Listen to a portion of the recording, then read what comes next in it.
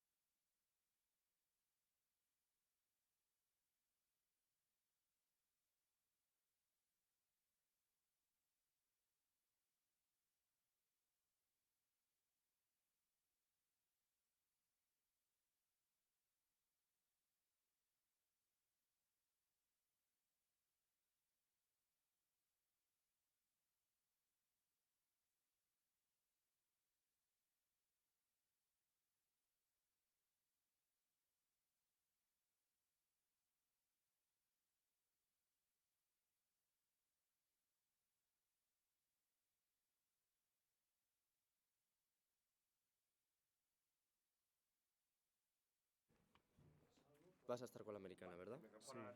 No importa que esté en este lado. Sí, están aquí. Pero todos tienen batería, ¿eh? Vale. Javier, por favor, tienes esta mano. Vale, si te puedes retirar un poquito del hombro y te lo paso por detrás. Ah, y con eso me vale. Él va a entrar, él va a entrar bastante más tarde. Sí. Ya tenemos para todos. Sí,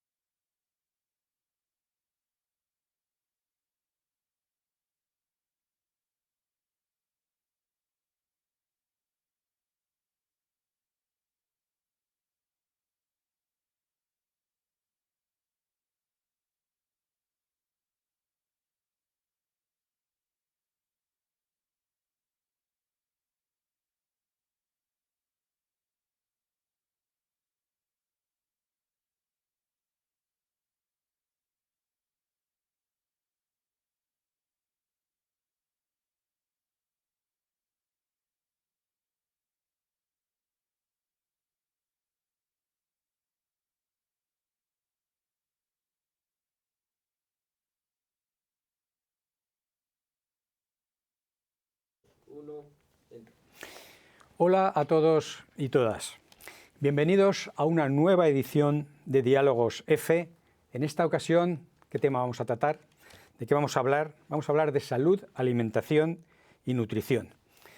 En un evento que lleva por título Nutrición, Salud y Yogur en todas las etapas de la vida. Es un evento que organiza la Agencia EFE, pero conjuntamente con la Asociación Española de Fabricantes de Yogur y Postres Lácteos Frescos, con la AEFI. Y vamos a desarrollar este encuentro informativo con especialistas en salud y nutrición.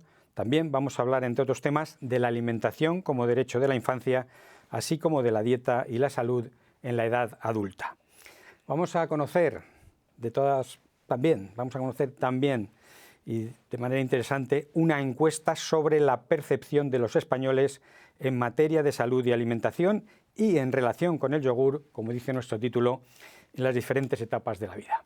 Pero en primer lugar va a tener la palabra para inaugurar este evento el presidente de la EFI, Antoni Vendrés. Por favor, Antoni, adelante. Muchas gracias y bienvenido. Gracias.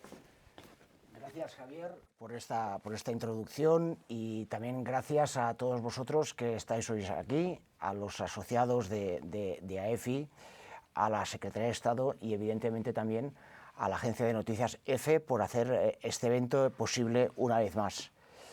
El quinto evento de nuestra asociación, que como ya viene siendo tradicional, pues lo celebramos, y hoy precisamente coincidiendo con el Día Mundial del Yogur. Para nosotros realmente es importante este evento que nos permite continuar siendo parte activa de la alimentación y de las dietas saludables de nuestro país.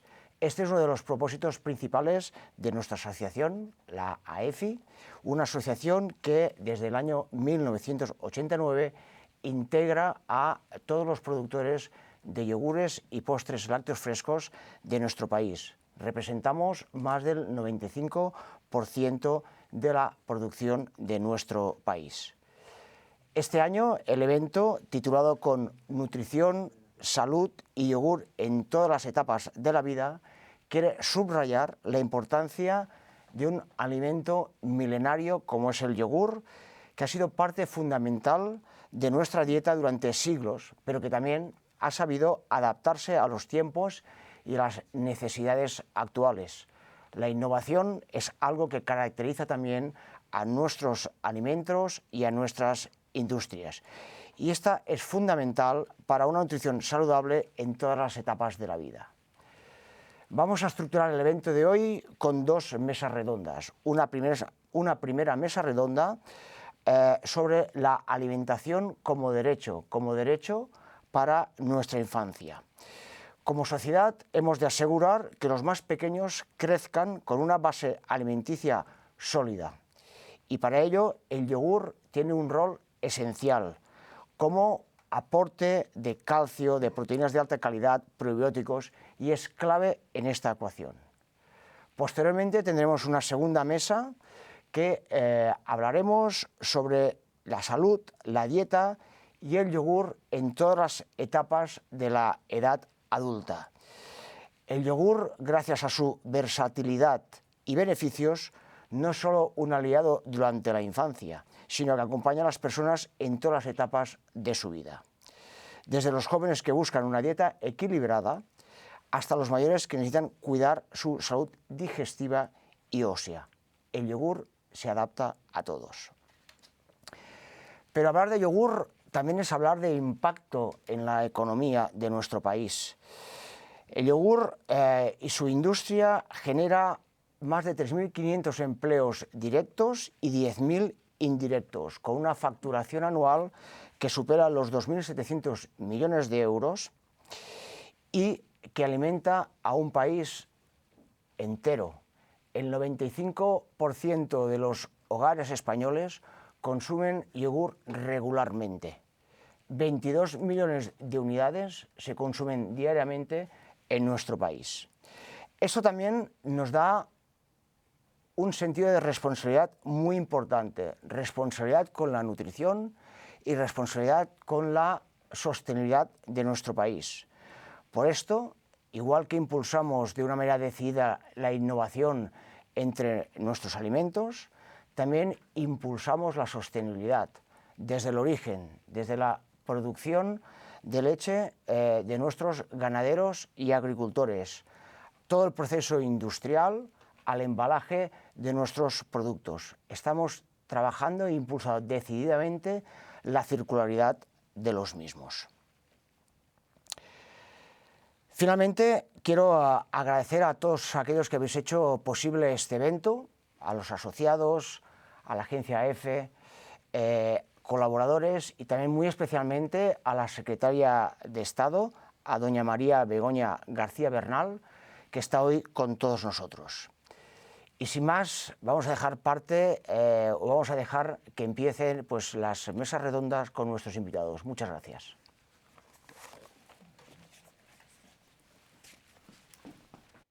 Bien, vamos ahora a comenzar, como ha dicho el presidente de la EFI, con la primera mesa de diálogo.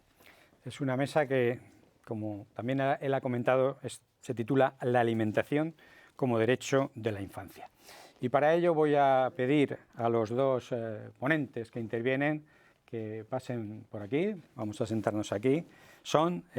Aquí se va a sentar el doctor Ramón de Cangas, dietista, nutricionista y doctor en Ciencias de los Alimentos y en Biología Molecular, y Carles López, presidente de la Plataforma de la Infancia. Yo me voy a sentar en medio. Vamos a debatir durante media hora aproximadamente sobre la alimentación como derecho de la infancia. Y Ramón, te hago una primera pregunta. Tú eres el autor y coordinador del Libro Blanco de las Meriendas Infantiles, es un estudio reciente de 2023. ¿Qué aporta este trabajo a la alimentación infantil?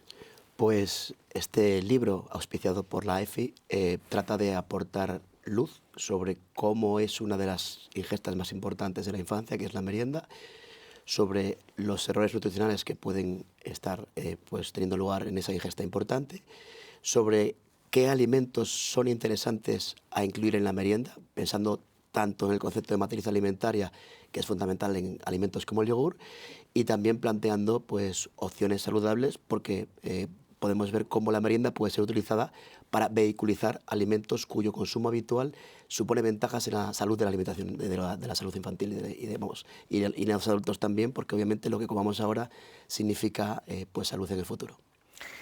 Carles, ¿qué enfoque hace la plataforma que presides de la alimentación como derecho de la infancia? Un estudio reciente de la plataforma estima en 500.000 el número de niños en riesgo.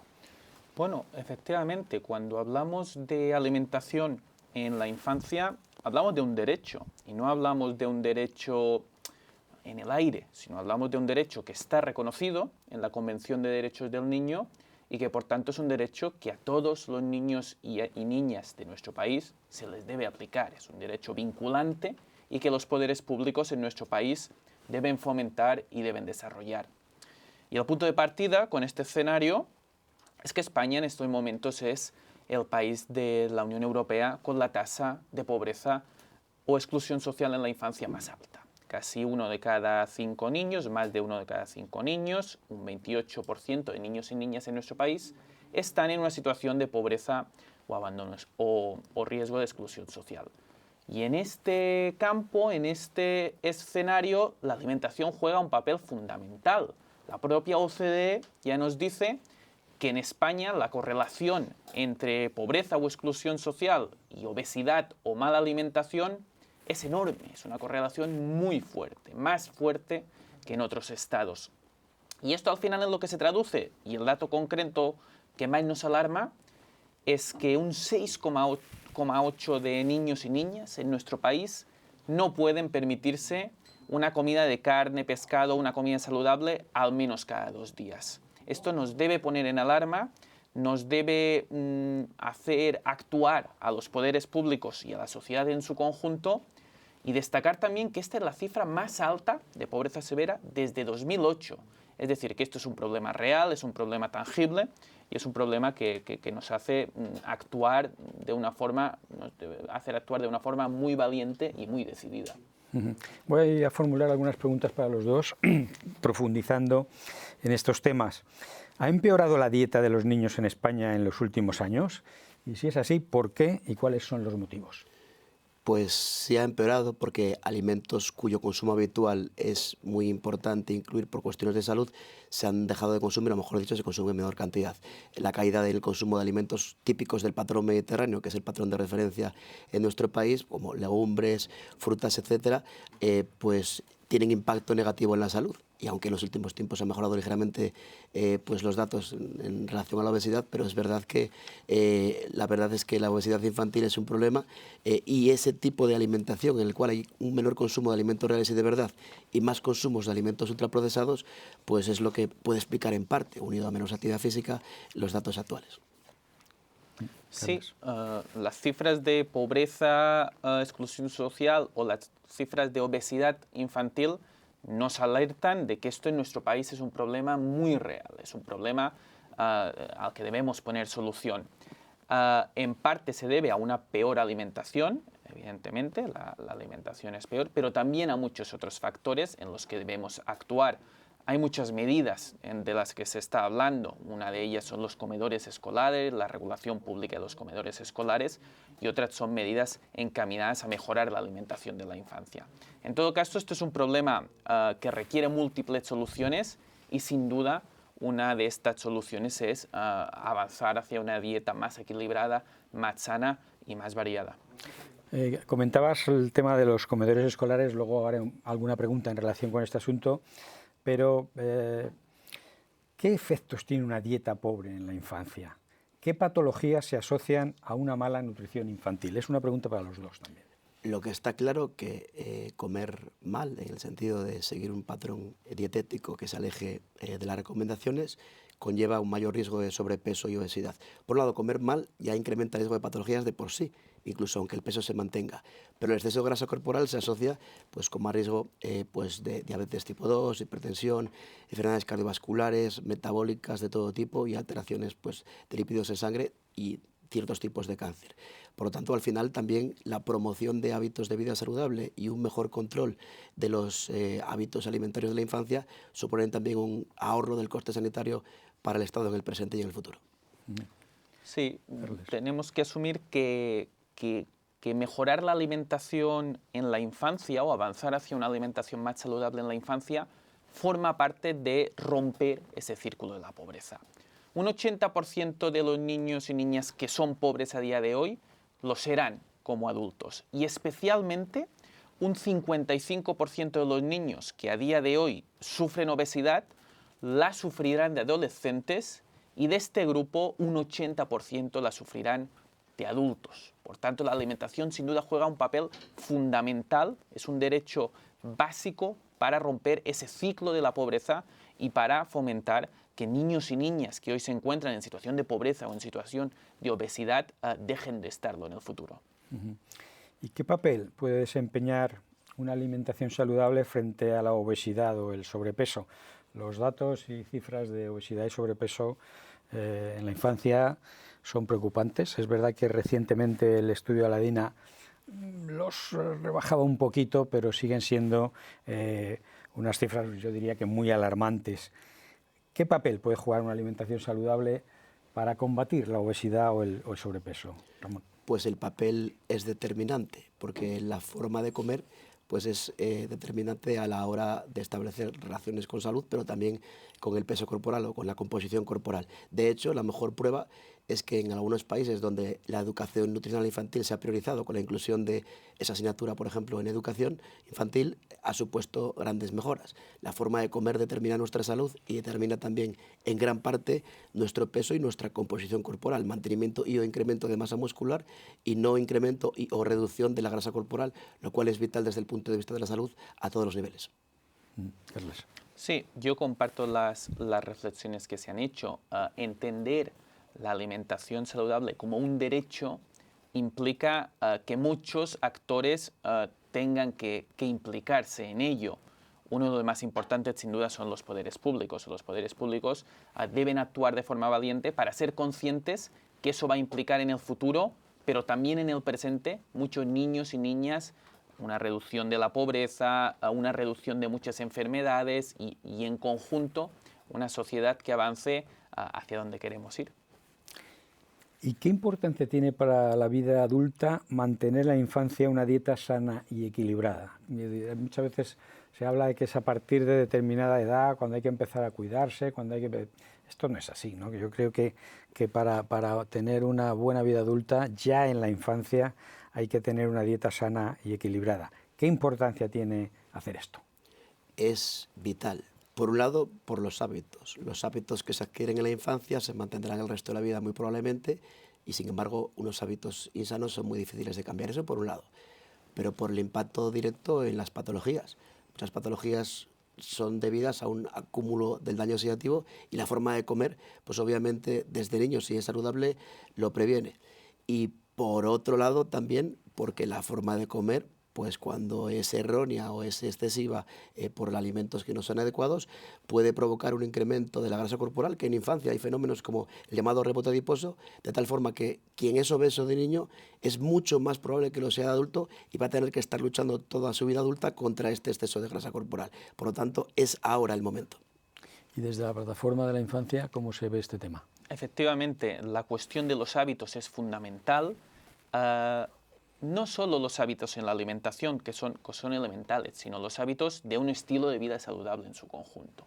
Y eso nos hace tener que avanzar hacia, por ejemplo, barrios con más oferta deportiva, espacios de socialización donde los niños y niñas puedan intercambiar opiniones entre ellos, y también espacios de socialización donde se reconozca la alimentación como un derecho, la alimentación saludable como un derecho, como pueden ser los comedores escolares, que después podremos hablar de ello, los centros educativos con las materias de alimentación saludable y muchos otros espacios, para entender que si bien las consecuencias de una mala alimentación, especialmente en los primeros 1000 días de vida de un niño o una niña, que son fundamentales, tiene efectos en el futuro muy indeseables, también en el propio presente del niño o la niña los efectos son muy tangibles.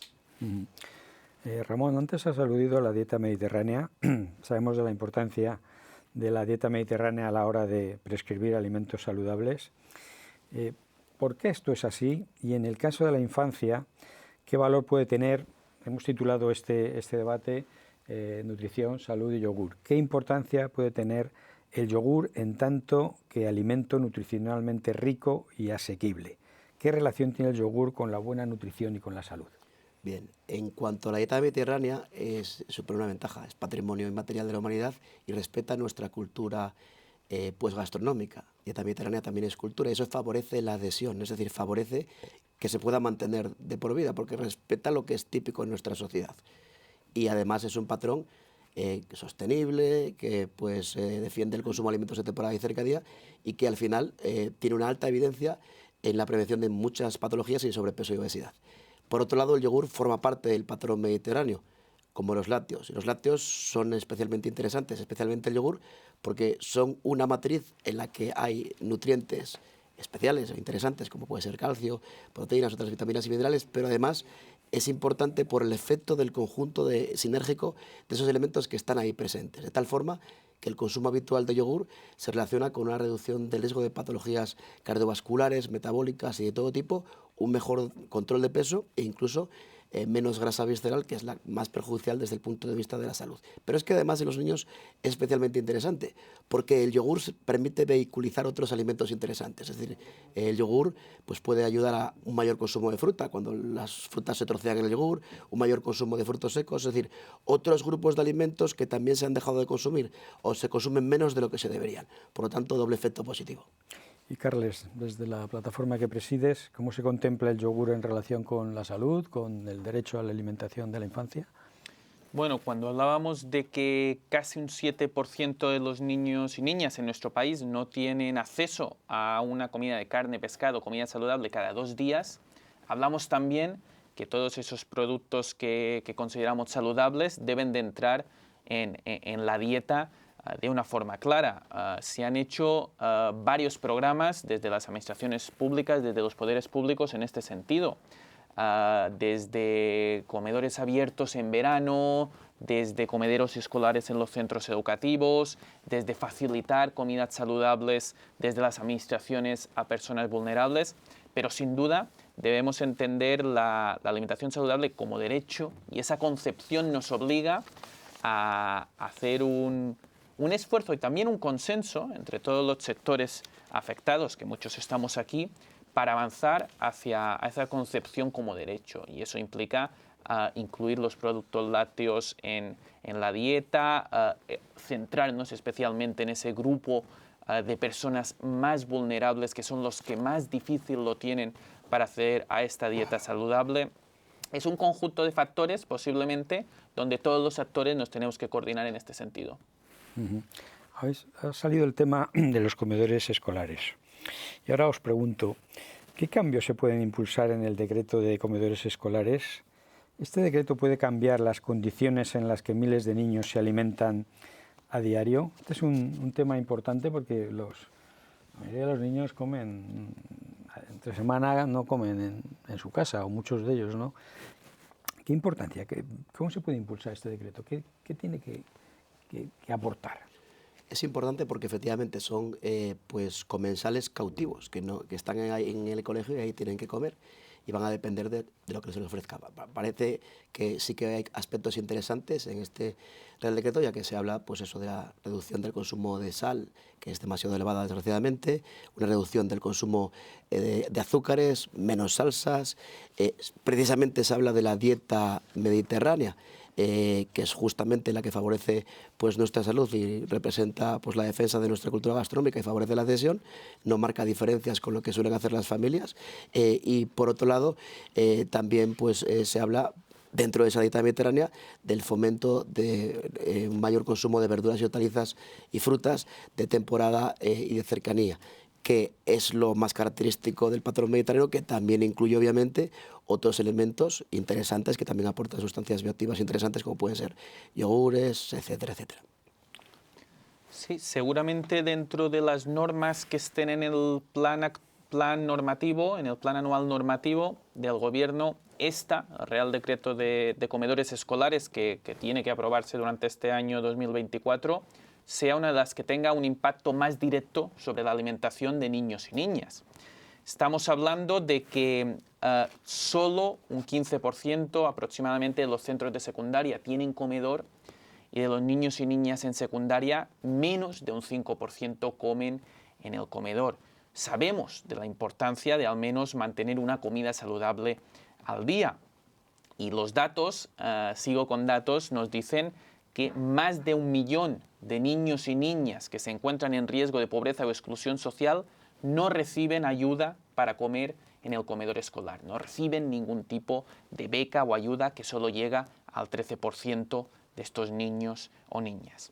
Por tanto, es una norma esperada, es una norma deseada y es una norma que puede suponer un avance hacia una alimentación más saludable en niños y niñas y a introducir muchos de estos alimentos de los que hablábamos, muchos de estos hábitos en este colectivo más vulnerable. Por tanto, es una norma que esperamos con ilusión, pero también siendo conscientes que tendremos que incidir en aquellos aspectos que nos parezcan más saludables y más interesantes para entender la alimentación saludable como derecho de la infancia. Porque si tuviéramos que hacer una radiografía de los comedores escolares ahora, ¿qué diríais o qué análisis haríais de la situación ahora? Hay un decreto que tiene el objetivo es mejorar esa alimentación, pero ¿cuál es la situación ahora? Bueno, la situación es mejorable, aunque es verdad que ya tienen que estar pues pautados o diseñados por personas que sean expertas en nutrición. Bueno, la realidad es que todavía es verdad que hay bastantes aspectos a mejorar, y sobre todo, y una de las cosas más importantes que considero es eso, que se ajuste mucho más al verdadero patrón mediterráneo, que no es otra cosa diferente a como se comía hace 40, 50 años, donde precisamente España era ejemplo mundial en muchos aspectos de salud, normopeso, etcétera, etcétera, y es un poco lo que hemos abandonado. Parece que ahora los tiros van por ahí y es interesante. Sí, el punto de partida debe considerar que solo en 1 de cada 3 comedores escolares en la actualidad se cocina la comida en la cocina del propio centro educativo o del comedor. Y esto es un punto de partida que nos debe hacer desarrollar una serie de medidas las comentabais. Primero, avanzar hacia incluir la dieta mediterránea en los centros educativos y en los comedores escolares. Analizar nutricionalmente la comida que se incluye. Tener también perspectiva de aquellos niños y niñas más vulnerables que aún no han podido adquirir esos hábitos saludables y que el comedor es su mejor herramienta. Es decir, las cifras nos dicen que queda mucho camino por recorrer en esta materia, pero también que el comedor es una oportunidad magnífica no solo para llegar a aquellos niños y niñas más saludables, cuyo objetivo debe ser que al menos realicen una comida saludable al día, sino también para el conjunto de niños y niñas de educación secundaria, de educación primaria, de educación infantil, incluir en su día a día hábitos saludables, comida saludable y una dieta que queremos para el futuro. Por tanto, diría que el comedor escolar es una herramienta que tenemos para asegurar no solo ese futuro que hablábamos de muchos niños y niñas, sino también el presente y en el día de hoy esa alimentación saludable como derecho. Se habla mucho de la necesidad que existe en relación con la educación en salud, y dentro de la educación en salud la nutrición juega un papel importante. ¿Qué pensáis de poder potenciar o de poder dar más valor a la educación en salud y en nutrición, pero no solamente a los niños? Yo creo que parte importante es que también la tengan los padres o que la tenga la sociedad en general, porque hay como un desconocimiento o una falta de profundidad en educación en salud, que es una de las, yo creo que de las claves para que al final la nutrición juegue un papel importante en relación con la salud. Efectivamente, aparte que es muy difícil encontrar, o a la población le cuesta mucho discernir lo que es una fuente fidedigna de nutrición de lo que no es, y eso hace que se instauren muchos mitos alimentarios que condicionan las elecciones alimentarias. Es fundamental, primero por el impacto directo en la salud de los niños, aunque ellos no son los responsables de sus elecciones en las compras, son los padres del futuro y por lo tanto es fundamental educarles en nutrición. Y pensando en los niños de la hora, es fundamental pues educar a los padres, abuelos, tutores, etcétera, que van a ser los que pues al final diseñan los menús familiares, y eso va a tener impacto directo en la salud. Por lo tanto, la educación nutricional es fundamental y de hecho, volviendo a lo que antes se comentó, en los países en los que existen asignaturas de nutrición, pues se han mostrado ventajas importantes en los diferentes indicadores de obesidad o salud. Por lo tanto, es fundamental. Yo creo que es una de las cosas a priorizar en todos los aspectos. De hecho, también las escuelas de salud municipales de diferentes puntos de España que han pues instaurado este tipo de actividades también han mostrado resultados interesantes. De hecho, algunas de ellas han sido premiados en los premios NAO del Ministerio de Salud. Educación en nutrición, educación en salud, ¿es una baza que no estamos desarrollando demasiado? Sí, la Comisión Europea ya nos avisa en su informe sobre hábitos saludables de algunas medidas que podría implementar nuestro país en este ámbito. Una tiene que ver con la sensibilización a madres y padres sobre alimentos saludables, sobre una dieta y hábitos saludables. Otra tiene que ver con fomentar una publicidad de alimentos saludables para niños y niñas. Este es un tema que también está en la agenda legislativa, la cuestión de la regulación de la publicidad de alimentos saludables, de alimentos no saludables, y es una cuestión realmente interesante. Y a partir de aquí, seguir un poco las directrices de lo que han hecho otros países, otros estados en la materia, que ha funcionado. Los centros educativos son una oportunidad estupenda para concienciar en hábitos saludables a niños y niñas, desde el comedor escolar hasta el propio currículum educativo. No tenemos que tener miedo a incluir materias que nos parezcan relevantes en el currículum educativo. Y también, como decía, esa sensibilización a padres y madres, que son los compradores, que son las personas que van a transmitir esos hábitos saludables y, como nos dice la Comisión Europea, avanzar en ese sentido. Por último, Ramón, Carles, y un poco a modo de conclusión y de síntesis, llevamos hablando unos 25 minutos sobre alimentación infantil y sobre la alimentación infantil como derecho. ¿Cuáles son las claves de una buena alimentación infantil y cuál es el reto para que la alimentación infantil se contemple como un derecho de la infancia, que es el título que le hemos dado a esta mesa?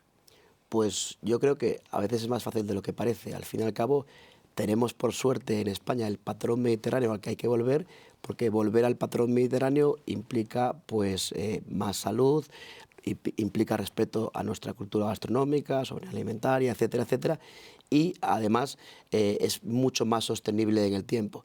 Creo que eso es fundamental, priorizar el patrón mediterráneo y entender que no es todo tan complicado, que es una solución factible y que además es por donde lo que tenemos que hacer.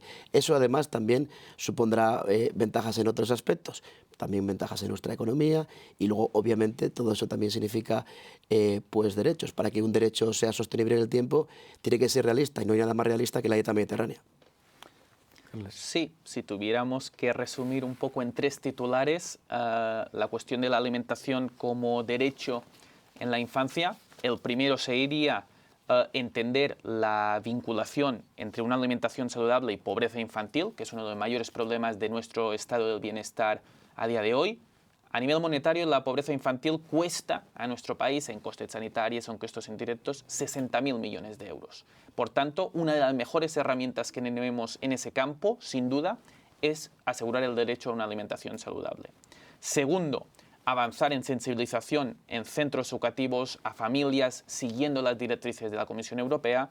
Y tercero, medidas legislativas muy valientes, como las que decíamos, de comedor escolar, que sin duda son la vía más rápida, la vía de acceso más ágil hacia asegurar ese derecho. Si tuvierais que hacer un pronóstico a 5 o 10 años, situémonos en el año 2035, de cómo puede estar la situación sobre la que llevamos hablando una media hora, ¿qué os atreveríais a decir?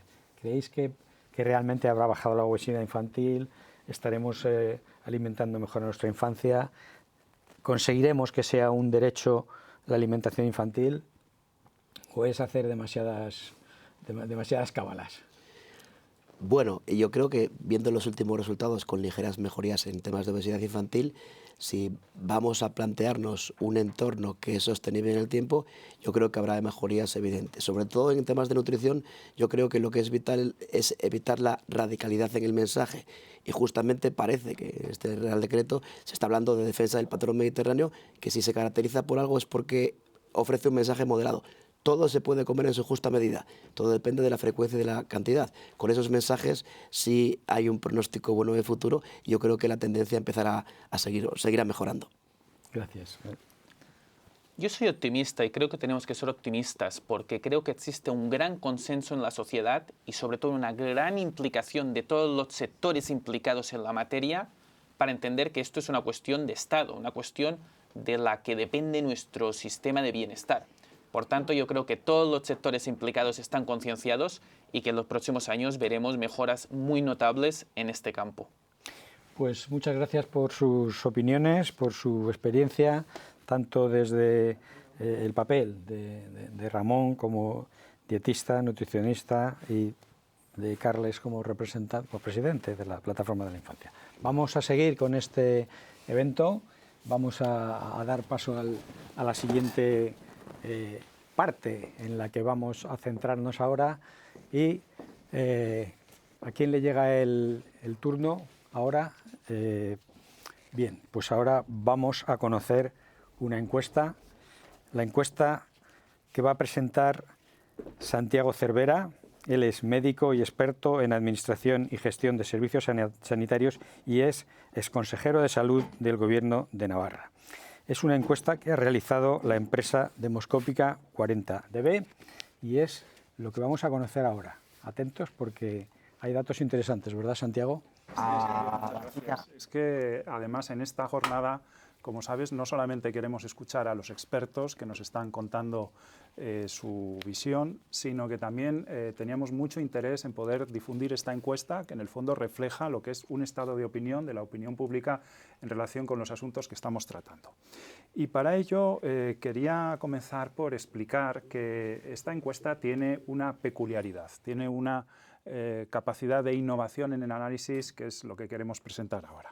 Lo podemos ver en la ficha técnica, que es la primera de las diapositivas que vamos a presentar, porque representa el hecho de que en esta encuesta hemos explorado la opinión de un grupo generacional, de un grupo demográfico de nuestro país, que son personas de entre 35 y 60 años.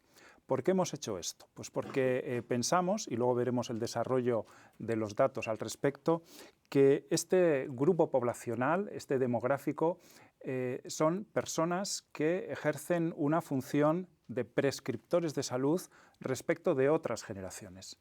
Son personas que pueden tener hijos e hijas a los cuales quieren también educar en hábitos saludables, pero son también personas que tienen ascendientes, que tienen mayores con los que se relacionan habitualmente y a los que también proporcionan un cierto cuidado, una cierta atención en relación con la nutrición, la alimentación y los productos que toman en su día a día. Hay una cuestión importante también en la encuesta, que es que hemos entendido que no se trataba solo de pulsar la opinión en relación con un determinado alimento, como es el yogur, sino que se quiere avanzar en un análisis mucho más completo. ¿Por qué? Porque alimentarse no es solo nutrirse, alimentarse no es solamente ingerir alimentos. Nosotros nos alimentamos dentro de un contexto y dentro de unas creencias. Y por tanto, dentro de ese contexto social, dentro de cómo ese entorno nos condiciona a la alimentación, es como hemos querido entender la idea, la posición, la percepción que tiene este grupo encuestado en relación con el yogur. Esto nos parecía especialmente importante en una sociedad que es una sociedad dinámica, una sociedad cambiante, una sociedad que desarrolla pautas cada vez más avanzadas, decisiones cada vez más complejas, y que esto es algo que se tiene que entender también en el ámbito de la alimentación y especialmente en la relación entre la alimentación y la salud. Podemos ver en la siguiente imagen del estudio que efectivamente esta idea de que las personas en nuestro país de entre 35 y 60 años actúan como prescriptores de salud no es una idea equivocada, al revés. Una de las cuestiones que se han explorado dentro de esa encuesta es cómo el grupo de quienes han participado en ella ejercen esa función de prescriptores de salud en relación con sus descendientes, con sus hijos e hijas o con sus ascendientes, con sus mayores. Y aquí lo podemos ver. Efectivamente, casi un tercio de ellos están ejerciendo esa labor de prescriptores en relación con sus hijos de forma exclusiva. Un porcentaje superior al 13% ejerce esta labor con sus personas mayores, con sus mayores, y hay también un grupo importante, muy considerable de los encuestados que ejercen esta función, esta preocupación, este apoyo en cuestiones de nutrición y de alimentación, tanto con sus ascendientes como con sus descendientes. Por tanto, entendemos que es un grupo poblacional especialmente importante para pulsar su opinión, para saber exactamente qué es lo que piensan en relación con la salud y la alimentación, porque efectivamente lo que ellos piensen en relación con estos asuntos trasciende su propia realidad, puesto que la proyectan a ascendientes y descendientes. Pues bien, podemos ver en la siguiente imagen de este estudio, estamos haciendo un resumen relativamente breve, el estudio luego se va a difundir íntegramente y tiene muchísima más información y muchísimos más datos. Aquí estamos dando simplemente la pauta de entendimiento de las cuestiones fundamentales de este trabajo. La mayoría de la población, como hemos podido constatar a través de esta encuesta, tiene hábitos nutricionales que relacionan la salud con la alimentación. Es decir, es una idea que a lo mejor se puede ver como muy básica, pero sobre la que efectivamente existe un amplio sentir social. Aquí lo podemos ver, precisamente las personas tomamos decisiones en relación con la alimentación que se relaciona directamente con la salud en múltiples aspectos. Por ejemplo, el no optar por alimentos ultraprocesados, evitar comprar determinados alimentos con características que no nos satisfacen desde el punto de vista de la salud, o incluso planificar la compra, es decir, pensar que se tiene que comprar atendiendo al concepto de salud. Vemos en la siguiente, además, podemos comprobar también que el beneficio sobre la salud es precisamente uno de los elementos fundamentales sobre los que nosotros basamos nuestras decisiones de compra. Y esto lo hacemos cuando expresamos cuestiones e ideas como las que están aquí presentadas.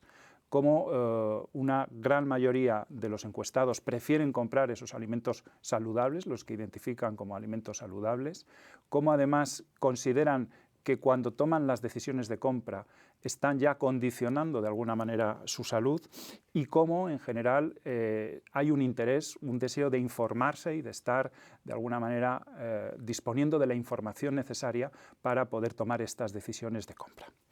Pero tendríamos que avanzar un poco más y ver en la siguiente, lo podemos presentar en la siguiente imagen, que dentro de una decisión de compra, evidentemente, influyen muchos aspectos, influye esto de lo que estamos tratando, el aspecto relacionado con la salud, pero también otros elementos, otros componentes, otros atributos de los alimentos e incluso su precio, su origen o cuestiones, por ejemplo, relacionadas con el medio ambiente que existe detrás del alimento.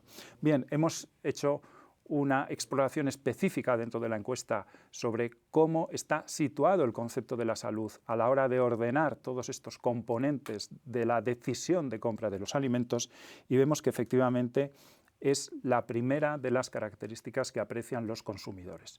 Lo primero que se aprecia es que sea bueno para la salud e incluso, además del sabor, otra de las cuestiones que se aprecian de forma muy notable dentro de este grupo de características es que sea nutritivo, lo cual también tiene que ver con el concepto de la salud. Se ha hecho también un trabajo, lo podemos ver en la siguiente diapositiva, dentro del análisis de esta encuesta, en donde se sitúa al yogur con sus características, con la percepción que de esas características tienen los encuestados en relación con otros alimentos. Y podemos comprobar que efectivamente el yogur forma parte indisoluble del grupo de alimentos, junto con, por ejemplo, las frutas o las verduras o el pescado, de los que los ciudadanos consideran que efectivamente tienen marcados atributos en relación con la salud y forman parte de lo que la sociedad considera la alimentación saludable. Bien, pero habría que hacer un análisis un poco más profundo sobre este concepto. Estamos hablando de salud, lo vamos a ver en la siguiente diapositiva. Estamos hablando de salud, estamos hablando del yogur, pero ¿cómo podemos entender mejor este concepto? ¿Qué significa la salud en relación con el yogur? Pues bien, aquí lo podemos explicar de una forma bastante sencilla. El yogur tiene tres elementos que le relacionan de forma directa y de forma indisoluble con la salud. El primer aspecto es el aspecto nutricional. Es algo que se refiere a la propia composición del yogur como alimento. Sus características de contenido proteico, de contenido de calcio, una serie de factores que están perfectamente identificados y que son los que le dotan de ese valor nutricional. El valor nutricional es especialmente importante, sobre todo en las edades del crecimiento. Por eso es tan claro que el yogur es beneficioso para el crecimiento de los niños y de las niñas. Pero cada vez más este elemento nutricional también está relacionado con las necesidades de la edad adulta, porque en la edad adulta también se pueden detectar estados carenciales que efectivamente tienen resolución a través de la alimentación. Pero además de este aspecto nutricional, que creo que es muy obvio para muchas generaciones, existe otro aspecto que es también importante, que es el aspecto dietético. Es decir, qué lugar ocupa el yogur como alimento dentro de la dieta. Es decir, cómo contribuye al equilibrio de la dieta, más allá de sus componentes nutricionales. Y aquí vemos que efectivamente, como también se decía anteriormente en la mesa que hemos escuchado precedente, el yogur es también un alimento señalizador. Cuando se consume yogur es mucho más probable que se consuman otros alimentos que también tienen un carácter saludable para el organismo. Pero además de este carácter dietético, hay otro modo de entender la relación entre la salud y el yogur. Y es que cada vez hay más evidencia de que el consumo regular de yogur permite prevenir enfermedades. Su carácter preventivo. ¿Preventivo sobre qué? Pues preventivo, por ejemplo, sobre aspectos relacionados con la salud digestiva. Esto es algo que creo que está también muy bien percibido por la sociedad, pero también existen cada vez más estudios que relacionan el consumo regular del yogur con la oportunidad de prevenir otro tipo de enfermedades, como cardiovasculares o de otro ámbito.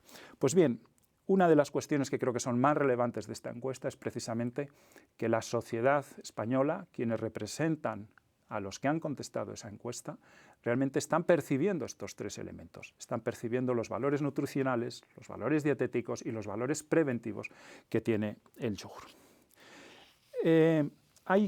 Pasamos a la siguiente y podemos ver una cuestión que también es importante, y es que aquí estamos hablando de esa labor de prescripción de demográfico de este grupo encuestado en relación tanto con sus descendientes, con sus hijos e hijas, como también sobre sus ascendientes. Bien, y aquí hemos intentado también, y figura en la encuesta alguna información que creemos muy relevante en relación con en qué consiste esa influencia, en qué consiste esa prescripción de salud sobre la que estamos articulando el análisis de este trabajo.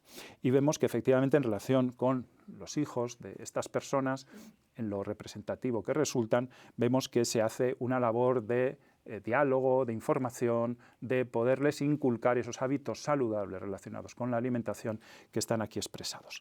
Y lo mismo ocurre, y lo podemos ver en la siguiente diapositiva, en relación con los mayores. ¿En qué medida esta parte generacional de nuestro país también influye en las decisiones y en el cuidado de nuestros mayores a través de propiciar una alimentación adecuada, de una alimentación saludable? Vamos terminando ya este análisis, que como he comentado anteriormente es un análisis muy somero en relación con la cantidad de datos que tenemos en este trabajo, y lo vemos en la siguiente diapositiva, en relación con cómo podemos entender precisamente al yogur dentro del planteamiento que hemos querido explorar. Esa prescripción de salud, ese cuidado de la salud intergeneracional a través de la relación entre los distintos componentes de nuestra sociedad. Pues bien, vemos que efectivamente los prescriptores que actúan trabajando y propiciando que sus personas cercanas, que sus personas allegadas tengan una mejor salud gracias a una mejor alimentación, son precisamente quienes mejor consideran los productos como el yogur dentro de ese consejo, dentro de ese apoyo, dentro de esa actitud de facilitar que sus personas cercanas puedan tomar unas decisiones más adecuadas en relación con la salud a través de la alimentación. Y por último, quería referirme no solamente a lo que se dice que existe, que se hace, sino incluso a través de esas propuestas o a través de esas ideas de mejora que también hemos podido registrar a través de la encuesta.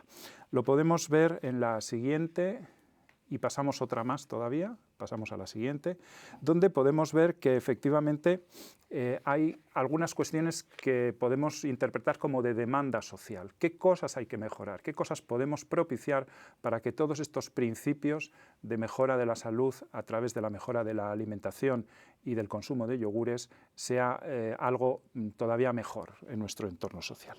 Por una parte hay una demanda social, aquí lo podemos ver en la siguiente. En la siguiente, no. Bueno, lo voy a decir tal y como lo tengo dentro del guión, es que hay una demanda social por extender las pautas saludables fuera del hogar. Efectivamente vivimos en una sociedad en la cual no solo nos alimentamos en nuestras casas, en nuestros hogares, sino que lo hacemos también en nuestros lugares de trabajo, o lo hacemos también, como se comentaba anteriormente, en los comedores escolares. Hay un importante grupo de población que piensa que efectivamente tenemos que ser cada vez mejores en la extensión de estas pautas de alimentación saludable en entornos sociales que no son estrictamente el hogar. En segundo lugar, y ya voy terminando, casi 8 de cada 10 personas de las encuestadas están manifestando su actitud favorable a que se beneficie fiscalmente la alimentación saludable, es decir, a que las administraciones públicas, los poderes públicos, tengan una acción más decidida en relación con favorecer fiscalmente los consumos saludables, porque se considera que esto es un beneficio social que merece esa aplicación. Y en último lugar, y por eso, Javier, estamos aquí en la agencia EFE desarrollando este acto, también hay un importante porcentaje, mayoritario porcentaje dentro de la encuesta, de personas que piden que mejoremos la información y la comunicación en materia de salud relacionada con la alimentación. Y esto es algo que creo que compete, evidentemente, no solamente a las familias, no solamente a quienes transmiten esa información a sus personas allegadas, sino también al conjunto de la sociedad, a los poderes públicos, a las compañías que se dedican a la alimentación, a la información y a todos quienes tienen conocimiento adecuado para poner a disposición precisamente de las personas que quieren cuidar su salud a través de la alimentación, de esa información, para que desarrollen esta actitud cada vez de manera mejor. Esta es Este es el resumen de la encuesta, esto es lo más significativo de lo que queríamos presentar en este espacio del programa, pero en cualquier caso, como decía anteriormente, la encuesta es una encuesta que se va a difundir ampliamente, de manera que seguro que personas interesadas y personas que simplemente se quieran acercar a este fenómeno van a encontrar en ella una cantidad importante de datos que darán de sí como para que se adopten reflexiones y cada vez esto se entienda de una manera más adecuada y más productiva. Muchas gracias, Santiago, por esta aportación, por esta encuesta. Te voy a pedir que no te vayas muy lejos, porque ahora vas a participar en un conversatorio sobre salud, dieta y yogur en la edad adulta con Xevi Verdaguer, a quien le voy a pedir que se siente al lado de Santiago. Xevi Verdaguer es divulgador, fisioterapeuta y director del máster del PNIE, psiconeuroinmunoendocrinología. Así que os dejo para que habléis no más de 20 minutos, porque vamos con el tiempo ya muy ajustado, pero yo creo que en 20 minutos podéis aportar más información y más contenido a esta jornada sobre nutrición, salud y yogur. Adelante. Gracias, Javier, así lo haremos. Xevi, ¿qué tal? Buenos días. Un placer, muy buenos días, y me ha encantado escucharos a todos, y creo que la gente tiene que aprovechar estas ideas como oportunidades, ¿no?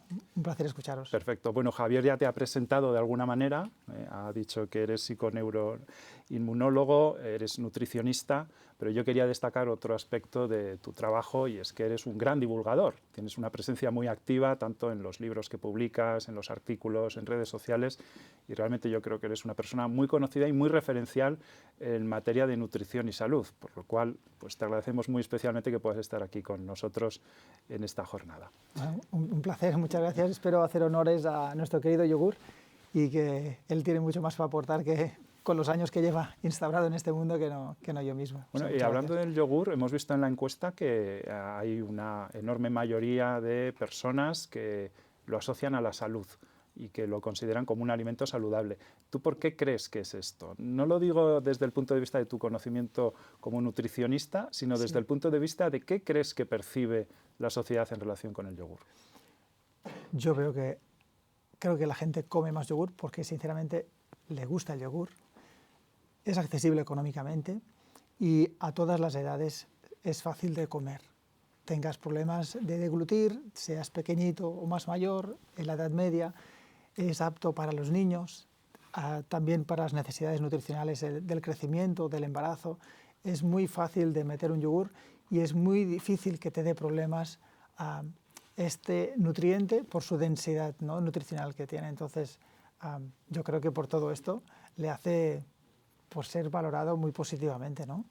Yo creo que cuando hablamos de nutrición, realmente la nutrición lo que hace es relacionar el alimento con la salud, es básicamente eso. Y es muy fácil recordar aquella frase clásica de Hipócrates cuando decía: haz del alimento tu medicina. Que no estamos realmente inventando nada, no estamos descubriendo nada, sino que estamos aplicando algo que es de conocimiento milenario, ¿no?, dentro de la civilización.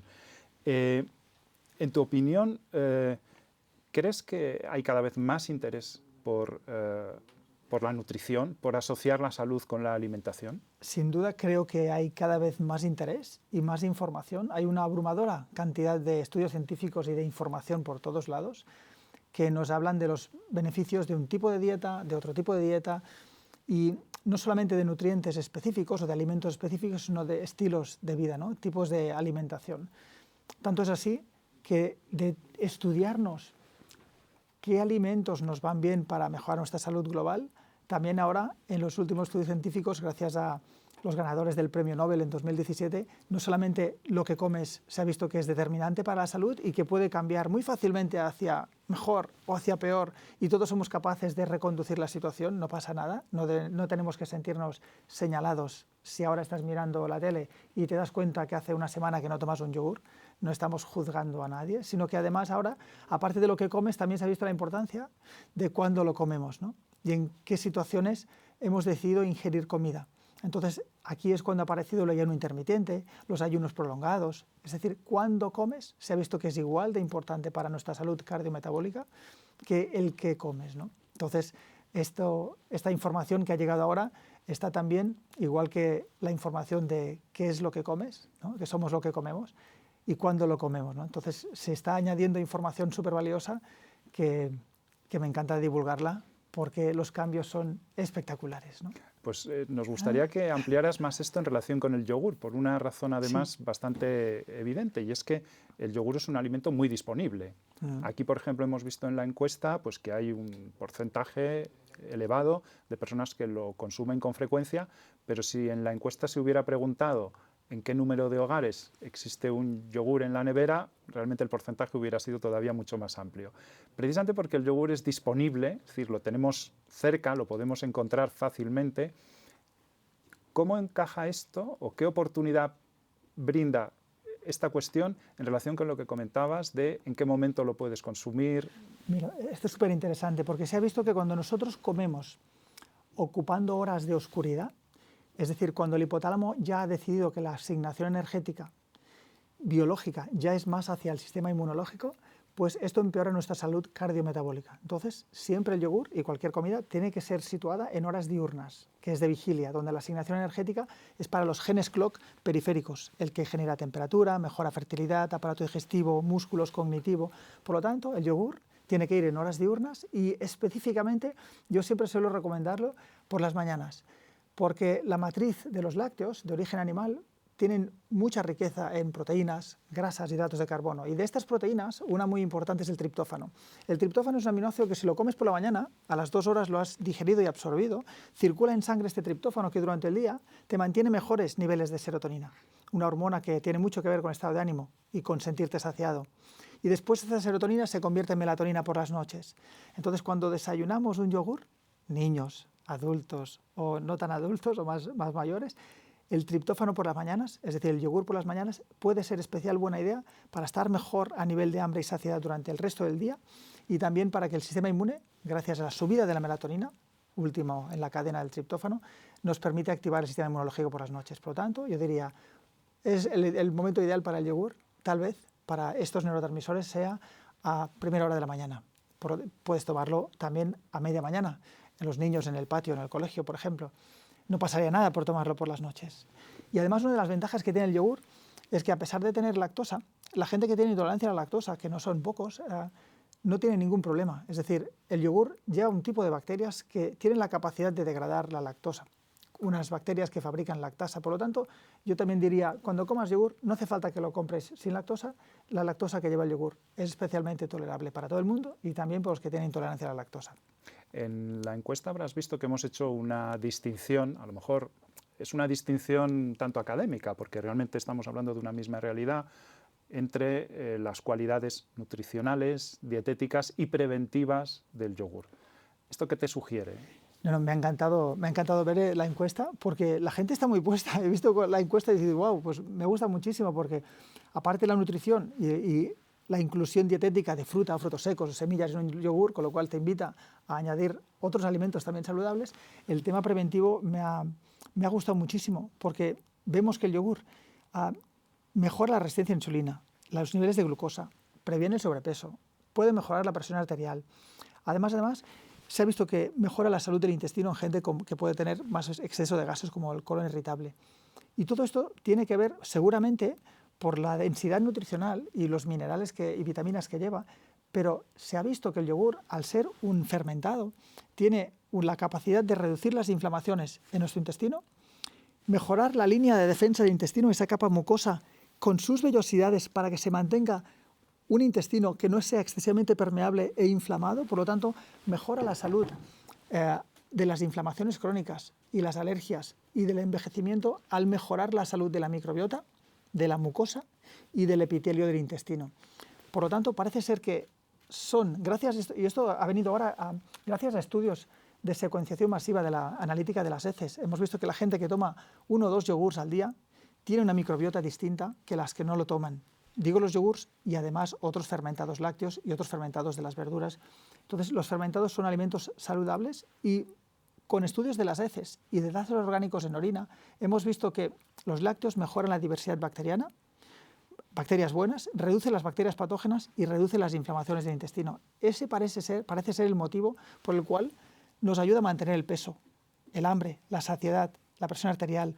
Los beneficios parece ser que están originados en neurotransmisores que se fabrican en el intestino y otros péptidos. En orina hemos visto que la gente que come yogures regularmente tiene un metabolito que se eleva por las nubes, ácido feniláctico se llama. El ácido feniláctico tiene una actividad en unos receptores que tienen que ver con el sistema inmune. Entonces se va empezando a comprender por qué el yogur es el protagonista de mejorar el sistema inmunológico, ¿no? Entonces, estas herramientas tecnológicas de biología molecular, analizando ácidos orgánicos en orina o las analíticas de heces, nos ayudan a comprender, al menos, cosas que antes no sabíamos, ¿no? Me encanta que cuentes estas cosas porque, claro, o sea, el yogur no se puede elaborar si no es a través de un fermento, que son unas bacterias que son amigas nuestras, que nos permiten precisamente conseguir esas propiedades o esas características en relación con la salud que tiene como alimento. Esto hay quien lo denomina una cierta magia, pero se quiera ver como magia o no, lo cierto es que tiene detrás una realidad científica, que es una realidad científica incontestable en ese sentido. Hay gente que a veces me dice, Chevy, yo tengo gases, voy estreñido, hago cacas pastosas. Bueno, si vas estreñido y tienes cacas pastosas, lo que sí que sabes seguro es que el intestino no está bien y que el intestino está relacionado con nuestra salud emocional y conducta. Entonces, si uno tiene problemas digestivos, ya sé que a nivel cognitivo, pues te pasará eso de que cómo era, que no me sale. Estoy buscando una... A la gente que está buscando una palabra dentro de la cabeza, la tiene en la punta de la lengua y no le sale, cuando hay problemas cognitivos, de memoria, de estado de ánimo, todo esto es lo normal cuando el intestino está alterado, cuando no vas bien de vientre. Y hay gente que me pide, Chevy, ¿qué suplemento me va bien para todo esto, ¿no? Y yo digo, ostras, me gustaría que la gente estuviera interesada en entender el mecanismo por el cual esto se altera, no en que responsabilice a un suplemento a mejorar la salud.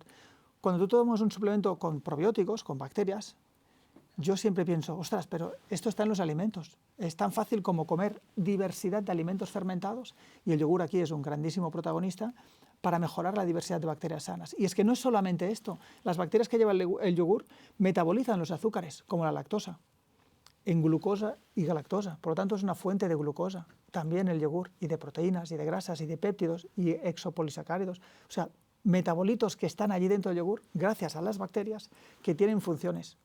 Un probiótico del herbolario no puede hacer tanto por ti como tomar un yogur que es una matriz compleja y gracias a la fermentación después se aumentan las propiedades, se mejora la digestión y la absorción de los minerales que ya lleva el yogur.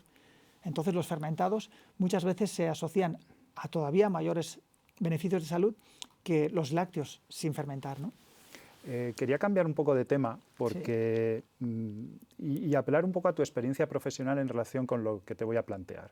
Siempre hemos identificado el yogur como un alimento idóneo, por ejemplo, para la infancia, porque les permite, digamos, un crecimiento nutricional muchísimo más adecuado. Pero ahora estamos en una sociedad que envejece, una sociedad en la cual cada vez hay más personas mayores y donde ya se detectan problemas también de nutrición en la edad adulta, por determinadas cuestiones de orden social que no vamos a entrar en ellas. Pero sí que es verdad que cada vez hay más personas de edad y cada vez se detectan más problemas de fragilidad o de no tener una alimentación adecuada en etapas maduras de la vida. ¿Tú esto lo ves? Y si lo ves, digamos, ¿cómo lo entiendes o qué crees que hay que poder plantear para que esto no llegue a ser un problema mayor? A medida que envejecemos y vamos perdiendo capacidad muscular, o sea, van cambiando el tipo de fibras, va cambiando el tipo de microbiota, descansamos menos por las noches, o sea, realmente va apareciendo lo que se conoce por el nombre de estrés oxidativo, por mitocondrias que fabrican menos energía, peor descanso, la inmunidad está menos activa. Entonces, todo esto es lo que tiene que ver con la longevidad. Entonces, hay muchos investigadores que están pensando en la longevidad enfocada a mejorar la actividad o mantener la actividad de las mitocondrias, en mejorar la calidad de los músculos, en cómo podemos mejorar factores neurotróficos, cómo podemos descansar mejor, porque todo esto al final nos hace estar mejor anímicamente, con más energía y que tengamos sencillamente más hambre o saciedad, ganas de movernos. Entonces es habitual que con la edad tengamos menos ganas de movernos, durmamos poco y comamos peor. Entonces creo que todo esto en su conjunto es lo que tendremos que estar informados para intentar tomar mejores decisiones. Estaba pensando con los lácteos, una de las cosas interesantes que se ha visto que fabrica los fermentados lácteos es un neurotransmisor que se llama GABA. La gente que dice GABA, ¿qué coño es esto de GABA, Chevy?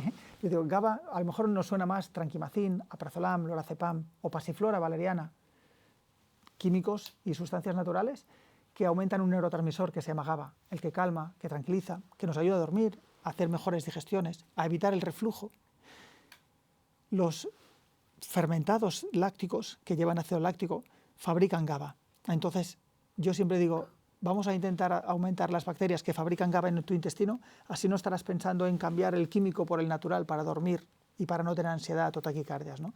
Entonces, el hecho de que nos hagamos mayores y tengamos el yogur y otros fermentados, como el chucrut o el kimchi, que son fermentados de verduras, que son grandísimos fabricadores de GABA, nos ayudan a dormir mejor, a no tener reflujo, a tener menos problemas digestivos. Entonces, tiene que estar los fermentados en nuestras vidas a medida que envejecemos, porque tienen mucho que ver con el descanso nocturno, y este GABA, este neurotransmisor que fabrican los fermentados lácticos en el intestino, es el link entre el sistema nervioso y el sistema inmune. Sistema nervioso porque GABA calma y relaja, y el sistema inmune porque GABA se ha visto que ayuda a neuromodular. No es lo mismo tener suficientes bacterias que fabriquen GABA, que son los lactobacillus básicamente. En una analítica de heces, todo el mundo ahora mismo podemos hacer una analítica de heces y ver cuántos lactobacillus tienes. Si están bajos, yo sé que seguramente estas personas fabrican poco GABA, descansarán mal por las noches, tendrán más problemas de irritabilidad o menos tolerancia al estrés. Por lo tanto, sencillamente necesitamos aumentar el consumo de fermentados sin pensar qué suplemento me dará el Chevy como probiótico, ¿no? Vamos a ir terminando ya, antes de que nos avisen de que ha llegado nuestra hora. Sí. Te quería preguntar una cosa. Hacías antes referencia un poco a esta complejidad social en la que todos estamos inmersos, nos falta tiempo, estamos sometidos además, yo diría que bueno, a un ataque permanente de la información que nos llega por todos lados, que disponemos de muchísimas fuentes de información. Pero esto al final ocurre que las personas que tomamos nuestras decisiones sobre compra alimentaria acudimos a un establecimiento de venta y tenemos que tomar nuestras decisiones en el lineal. Y seguramente lo hacemos de forma apresurada, con menos tiempo, con más preocupaciones en la cabeza. Quería que pensaras en esta situación y nos dijeras qué tenemos que pensar antes de entrar en un establecimiento en el que vamos a tomar nuestras decisiones de compra y cómo esas decisiones de compra alimentaria van a acabar influyendo en nuestra salud. Qué bueno. Qué bueno, es que esta pregunta me la hicieron este fin de semana que estaba en un congreso donde agricultores, gastrónomos y especialistas de salud estábamos compartiendo y yo creo que cuando como pensando en las bacterias buenas que tengo en el intestino que ayudan a mantener el peso, que ayudan a mejorar el rendimiento cognitivo, mi salud cardiometabólica, y realmente no voy al supermercado comprando compulsivamente qué quiero tener en el armario. Estoy pensando en la Akkermansia, estoy pensando en el Praunigi, los bifidus, bacterias que quiero tener bien a medida que vaya envejeciendo, porque son los que me hacen estar bien a mí. Entonces creo que tener conciencia y que alguien te dé ideas para que sean inspiradoras, para que sea una oportunidad, para que cuando vayas al supermercado, yo digo, vale, ves a la zona donde hay más vegetales, más frutas, donde están los fermentados. Allí es difícil equivocarte porque no hay procesados la mayoría de las veces, ¿no? Entonces, yo pensaría en esto. En este evento que estuvimos haciendo en Marbella, José Esquina, que estuvo durante muchos años en la FAO de la ONU, en la Organización para la Agricultura y los Alimentos, decía que cuando él era joven, el 60% del sueldo se destinaba a la alimentación. Ahora mismo, el 17% del sueldo se destina a la alimentación. Es evidente que cuando solamente se destina esta parte económica para la alimentación es porque hay otras cosas como tal vez la vivienda y otras cosas que se nos llevan a una parte económica importante y a lo mejor hay personas que no pueden acceder a ciertos alimentos saludables que probablemente no afecte al yogur, pero sí que a otros alimentos saludables, ¿no? Entonces yo les diría a la gente, piensa en tu intestino, preocúpate por tu intestino y desaparecerán tus preocupaciones. Si tú no vas bien de vientre y a nivel cognitivo tienes dolor de cabeza, cabeza nublada, espesa, no estás a salvo. Hay que pensar. Hay que pensar. Sí. Pues te agradecemos mucho, Sebi, que nos hayas ayudado a pensar precisamente, porque al final yo creo que la oportunidad que tenemos de optar por aquellos alimentos que mejor benefician nuestra salud es realmente considerable. Y es algo que, como hemos visto anteriormente en la encuesta, socialmente está percibido como una cuestión que nos caracteriza como ciudadanos. Muchas gracias, Sebi. Muchas felicidades por la encuesta, muy interesante.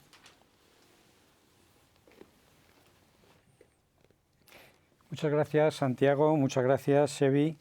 por esta conversación que nos ha aportado más contenido sobre alimentación, nutrición y salud.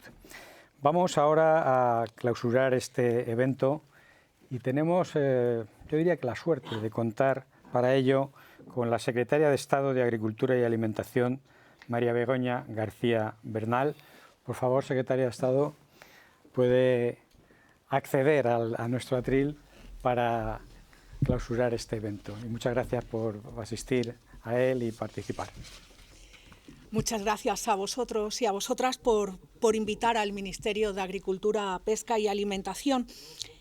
Y bueno, pues mis primeras palabras hoy no pueden ser otras que de felicitación, porque hoy es feliz Día Nacional del Yogur.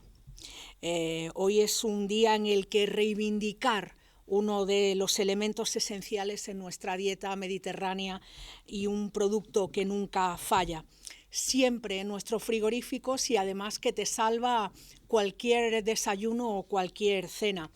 Antes escuchaba al profesor cuando hablaba de que el yogur es muy bueno si se toma para desayunar. Bueno, algo estoy haciendo bien seguro, porque yo siempre desayuno yogur y veréis. Clausurar a una pues le permite tomarse alguna que otra licencia, no ser demasiado extensa y desde luego ser más directa, no dar cifras o promesas vacías, y considero que hoy estamos aquí para hablar de algo más que de números, aunque desde luego a nadie se nos puede escapar que los datos son esenciales y lo son porque nos guían, nos muestran el ritmo de consumo, sus bajadas, sus subidas, sus tendencias, como por ejemplo los últimos datos que nos llegan, por ejemplo, del Banco Central Europeo, que nos anuncian que la inflación de la eurozona ha bajado 5 décimas en septiembre hasta el 1,7, su nivel más bajo desde el año 2021. Y eso, compañeros y compañeras, es importante para un país y además esperamos que siga así. Continúa descendiendo en el ranking la inflación de los alimentos y bebidas, situándose en el puesto 20 por debajo de la media de la Unión Europea. Y esto es muy importante para la cesta de la compra. Esto es muy importante para las familias, para cuando vamos a los supermercados, a nuestros centros de referencia, pues a la hora de elegir los productos. Y desde luego, en este encuentro anual es importante todo lo que habéis hablado, lo que habéis debatido, compartido e impulsado mensajes muy potentes para la sociedad, a las personas mayores, a los jóvenes y a las más pequeñas. Por eso, desde aquí, desde estos estudios de la Agencia EFE, desde este atril, unión y valentía. Eso es lo que pido. Yo creo que es importante la unión de las empresas, las asociaciones, las administraciones. Tenemos que marcar puentes y esos objetivos comunes. Informemos y asesoremos con mimo y esmero, con la verdad por delante, sin engaños. Cuidemos y los consumidores, cuidemos de las personas, cuidémonos a nosotros mismos, potenciemos las cualidades más que positivas de este maravilloso producto que no aporta más que beneficios a nuestro organismo. Como utilidad aporta todo lo que se está diciendo hoy aquí. Estoy segurísima que han salido y van a salir de este encuentro grandes ideas, conclusiones que poner en marcha próximamente para aplicar asuntos tan cruciales en el día a día como es la importancia de una alimentación de calidad, no solo en las escuelas infantiles, en los centros infantiles, también en las residencias de mayores, también en los centros de día donde están nuestros mayores y también lo que es en la cotidianidad de todos y todas, también en nuestros trabajos y por supuesto en nuestras casas. Y es verdad que cuesta tiempo que los buenos hábitos se asienten, por el contrario, los malos los absorbemos con una rapidez digna de admiración.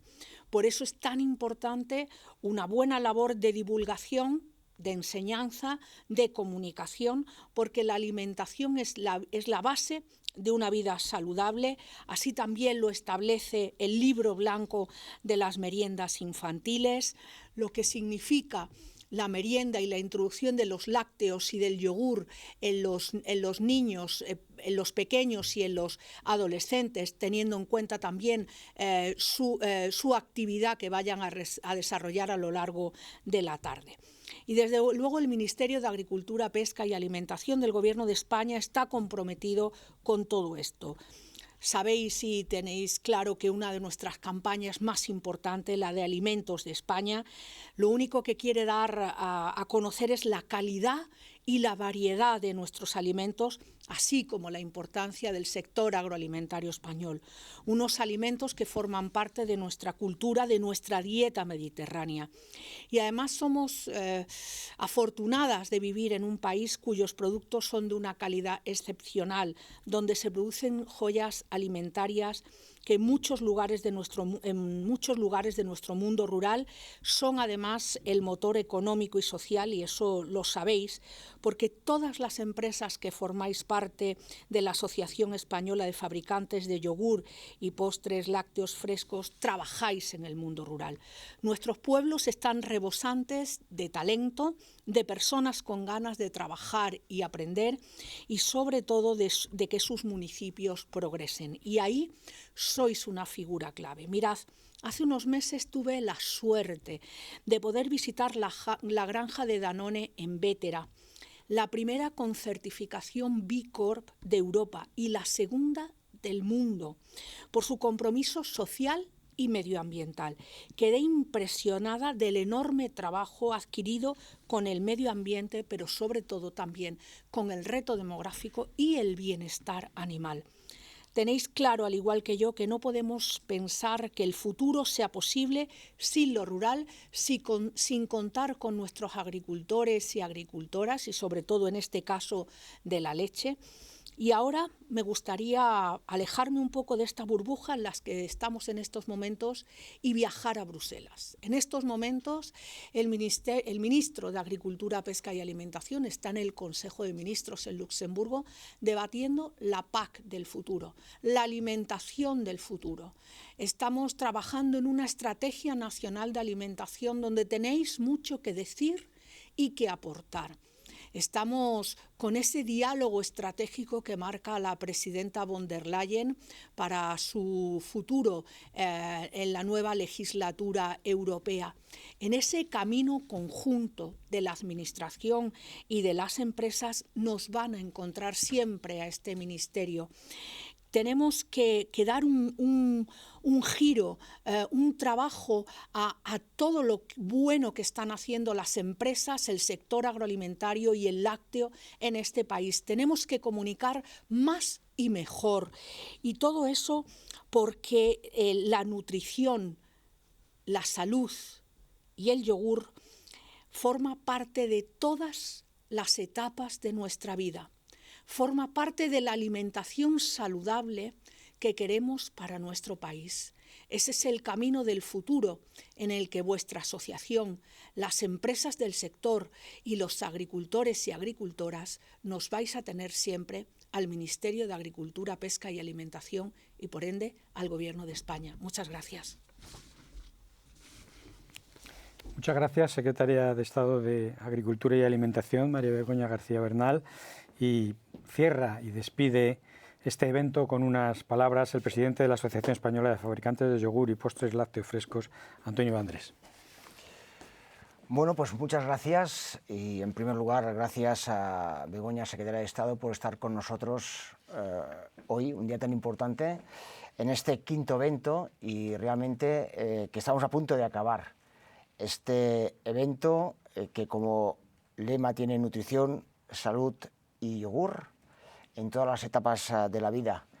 Evidentemente, aquí se ha dicho repetidamente, la presencia del yogur en nuestras vidas, en nuestras familias, en nuestro día a día, es un hecho. Esto también nos da un sentido de la responsabilidad muy grande, una responsabilidad que empieza pues, en el campo, recogiendo la leche que necesitamos para producir nuestros yogures cada día, y acaba pues también llegando a las familias con productos, alimentos innovadores y muy asequibles. Yo creo que todos nosotros hemos aprendido hoy muchas cosas gracias a estas 2 mesas redondas. Alimentación como derecho para toda la infancia. Gracias Javier Tobar, Ramón de Cangas y Carlas López. Y también en la segunda mesa redonda, salud, dieta y yogur en todas las etapas de la vida, donde también con Santiago Segura y Xavi Verdaguer hemos aprendido muchas cosas y sobre todo esta magia del yogur continúa viva a pesar de ser un alimento milenario. Todo ello pues, hace que se ponga de manifiesto la sensibilidad y compromiso de nuestro sector para que nuestro país tenga una alimentación mejor y más saludable. Creo que también la encuesta nos ha dado hoy una serie de datos que invita a la reflexión, pero sobre todo a la acción, para que los jóvenes y la población de todo nuestro país realmente tenga la mejor alimentación posible.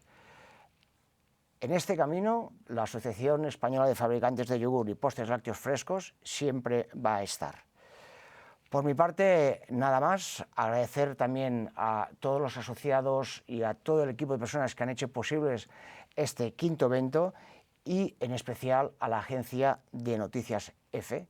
Y desde ya nos ponemos a trabajar para el 6º evento de la asociación, que lo celebraremos de aquí a un año. Muchas gracias y buenos días. Muchas gracias, Antoni, muchas gracias por este cierre, esta despedida, y por mi parte poco más, solo agradecer el seguimiento de esta nueva edición de Diálogos F, en el que nos hemos centrado en alimentación, salud y nutrición, tanto en la infancia como en la edad adulta. Es un asunto de gran importancia que necesita más educación, más claridad e información veraz y fiable. Saludos y gracias.